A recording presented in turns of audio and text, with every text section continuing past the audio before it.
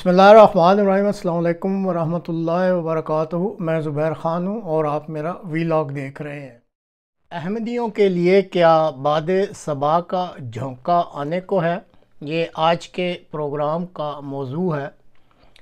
बानी पाकिस्तान कायद आज़म मोहम्मद अली जिन्ना ने 11 अगस्त 1947 को आईनी असम्बली से ख़िताब करते हुए कहा था कि पाकिस्तान में हर शहरी को अपने अकीदा के मुताबिक मजहबी आज़ादी होगी और ममलकत पाकिस्तान मजहबी अकीदा की वजह से किसी शहरी से इम्तियाजी सलूक नहीं करेगी।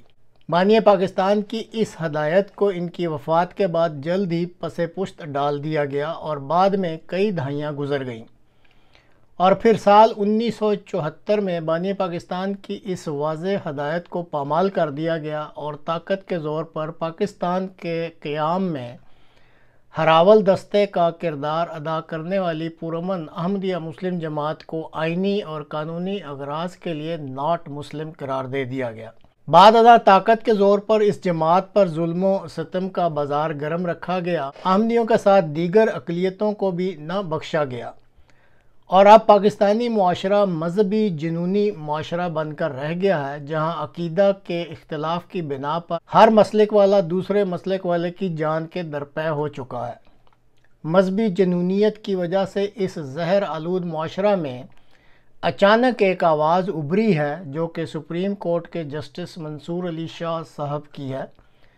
ये जस्टिस साहब अपनी सीनियरिटी की वजह से अगले चीफ जस्टिस बनने के हकदार हैं। 10 अगस्त को अक़लियतों के हकूक़ के बारे में अहम तकरीर करते हुए उन्होंने बड़ी ही जुर्रत का मुजाहरा किया और बानी पाकिस्तान की 11 अगस्त साल 1947 को की जाने वाली मजहबी आज़ादी और सरकार को लोगों के मज़हब से सरोकार न रखने वाली हदायत को दोहरा कर उन्होंने एक रोशन तारीख़ एक दफ़ा फिर रकम कर दी है। इनकी तकरीर में मजहबी आज़ादी, अक़लियतों के हकूक़ और सुप्रीम कोर्ट के अहकामात पर अमल दरामद करने के बारे में वाज़ेह नुकात मौजूद हैं। इनकी इस तकरीर का अब ताकत के ऐवानों पर क्या असर होता है? क्या इनको ठिकाने लगा दिया जाएगा या फिर कोई कदम उठाकर खुडे लाइन लगाकर पाकिस्तान का चीफ जस्टिस नहीं बनने दिया जाएगा? इस बारे में फ़िलहाल कुछ नहीं कहा जा सकता और ये भी मुमकिन है कि एक अरसा से बेगुनाह अहमदी मुसलमानों पर जो जुल्म व सितम किया जा रहा था और हर जुल्म व सितम पर अहमदी अपने वक़्त के रूहानी सरबराहों की हदायत पर अपने रब के हजूरी गिरिया वजारी करते रहे थे, शायद खुदा ताला कोई ऐसा सबब बनाने जा रहा हो जहां इन बेगुनाह और मज़लूम अहमदियों की दादरसी का वक्त नज़दीक आ गया हो और मंसूर अली शाह की ये काविश शायद अहमदियों के लिए बादे सबा का एक झोंका साबित हो जाए। आज़म साहब ने क्या कहा था जी, ये मैं आपको पढ़ देता हूं। ये आइन ने कहा है, जो उन्होंने कहा है डिक्लेरेशन वो हमने फॉलो करनी है। तो उन्होंने क्या कहा और ये तो सबने सुना होगा और हम बार बार पढ़ लेते हैं लेकिन आगे कुछ इस पे असर नहीं होता। हम सब पे 96% लोगों पे कोई असर नहीं हो रहा। तो मेरा ख्याल है सोचें इस बात को। जजमेंट तो इम्प्लीमेंट हो जाएगी साकिब साहब, लेकिन यहां पर मैं भी तो कुछ करें ना as an individual. You are free and you're free to go to your temples, you're free to go to your mosque or to any other place of worship in the state of Pakistan. You may belong to any religion or caste or creed. That has nothing to do with the business of the state.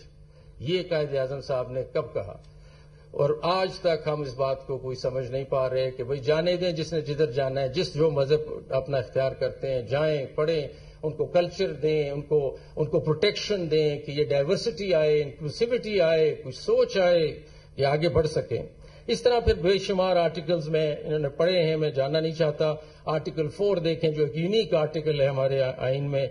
Article 20 है, article 21, 22 and it goes on, 25, 36 principles of policy वगैरह पे मैं आगे आपको इस पे नहीं ले जाना चाहता। It's not a lecture on the constitution, but आइन के अंदर articles हैं, one article after the other saying that we need to protect, give space to the minority because if the minority flourishes, we as a nation flourish. वो flourish करेंगे तो हम flourish करेंगे, diversity आएगी, समझ आएगी, harmony आएगी, peace आएगा।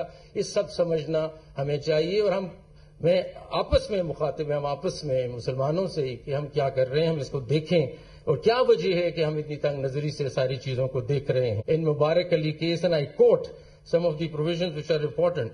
In order to safeguard the rights of the minorities and to provide equality of status and opportunities, the state has to endeavor to bridge the gap and ensure that the non-Muslim minority in our country gets to enjoy their fundamental rights under the Constitution with the same favor and force as enjoyed by the Muslim majority and majority of persons with fuller abilities. The word minority signifies merely a statistical number representing a class of people in the country who are non-Muslims, and in no manner does it imply that they are lesser citizens or in any manner less entitled to the fundamental rights under the Constitution. So they have equal rights as all of us here in this room. The 96% and the 1% or the 2% have same rights under the Constitution. It is high time کہ ہم اپنا interfaith harmony, interfaith dialogue شروع کریں اس ملک میں اور زیادہ بڑھائیں اس چیز کو,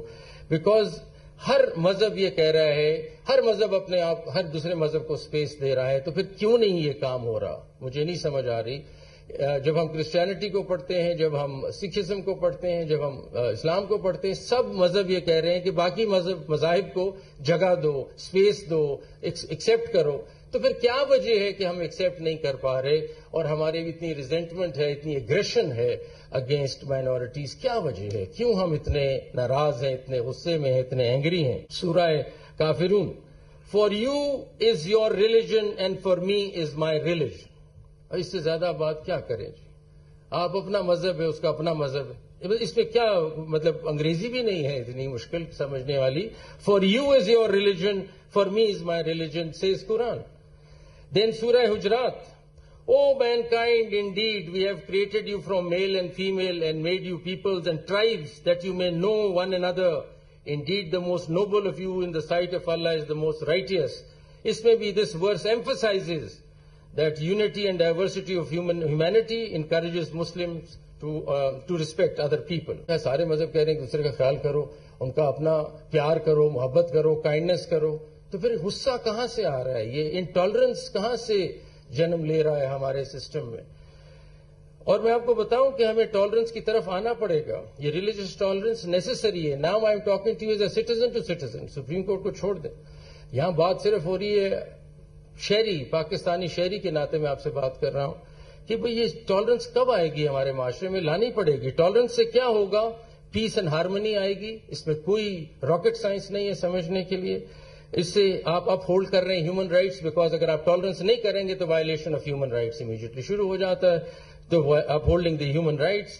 پھر دوسری بات کیا ہے؟ جیسے ہی آپ ہارمنی کی طرف چلتے ہیں, انٹرفیتھ ہارمنی کی طرف جاتے ہیں, تو ڈائیورسٹی اور انکلوسیوٹی ہوتی ہے. ہم مختلف لوگوں سے بات کر رہے ہیں, ہم ان کے ویو پوائنٹس لے رہے ہیں, ہماری سمجھ اور ہماری ورلڈ ویو چینج ہو رہا ہے.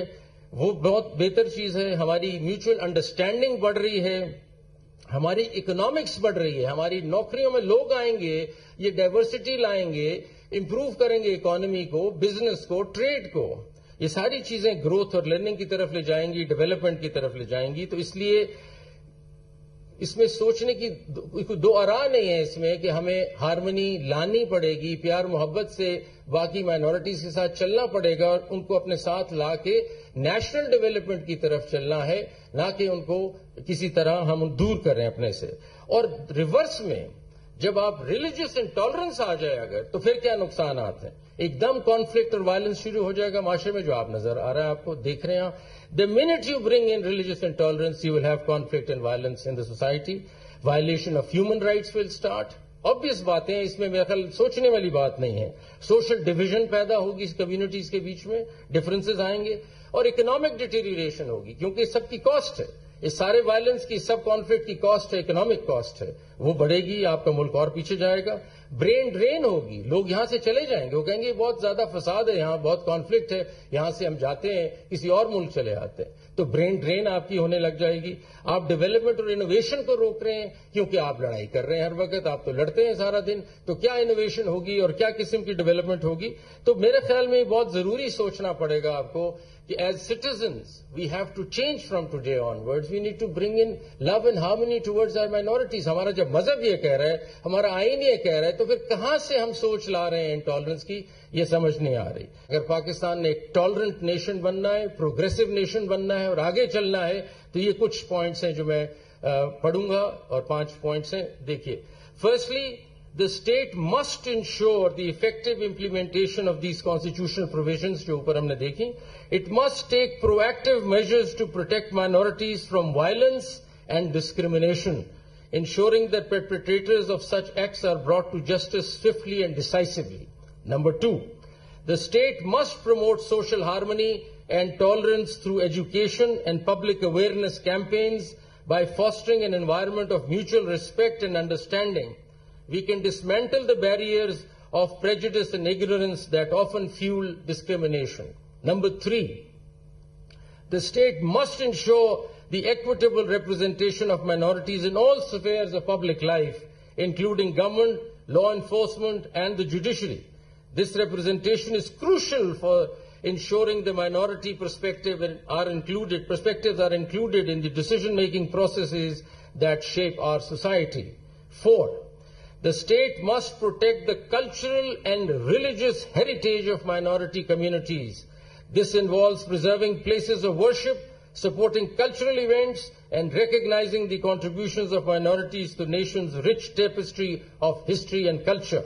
And lastly, the state must provide avenues for redress and support for minority communities facing injustice. This includes establishing commissions or bodies tasked specially with addressing minority issues, ensuring that their voices are heard and their grievances addressed. And this is what I think the state has to follow and do and take it further. یہ بات بالکل clear کر لیں کہ یہ کبھی ہو نہیں سکتا کہ سپریم کورٹ کی ججمنٹ امپلیمنٹ نہ ہو. یہ نہیں ہو سکتا. یہ آئین کی خلاف ورزی ہوگی اگر ایسا سوچا جائے گا, کیونکہ ایگزیکٹو انسٹیٹیوشنز کو ریکگنائز کرنا ہے کہ ان کے پاس کوئی چوائس نہیں ہے but to comply with the orders of the supreme court. یہ میں نہیں کہہ رہا, یہ آئین کہہ رہا ہے. آئین کا یہ اسٹرکچر ہے, اور یہ اتھارٹی ڈرا کرتی ہے سپریم کورٹ آئین سے, کسی اور ڈاکیومنٹ سے نہیں. کسی کے پاس چوائس نہیں ہے کہ وہ بیان کرے کہ ٹھیک نہیں ہے یا غلط ہے.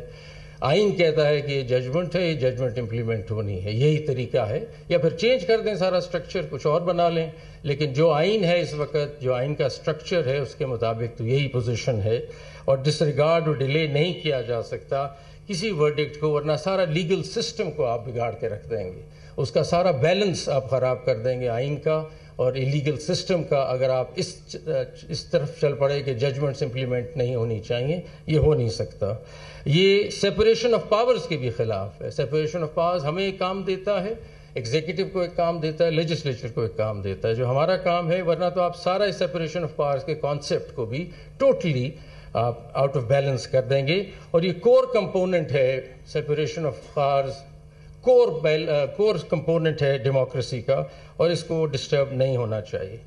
یہ بھی یاد رکھیں کہ جو ہماری ڈیسیجنز ہیں, اس طرح ہم نے ابھی سپریم کورٹ میں ریسنٹلی کہا بھی ہے کہ یہ کوئی ایسی بات نہیں ہے کہ آپ کو کوئی کرٹسی ہے کہ آپ نے امپلیمنٹ کرنی ہے یا کوئی بوجھ ہے آپ پہ, لیکن یہ آبلیگیشن ہے.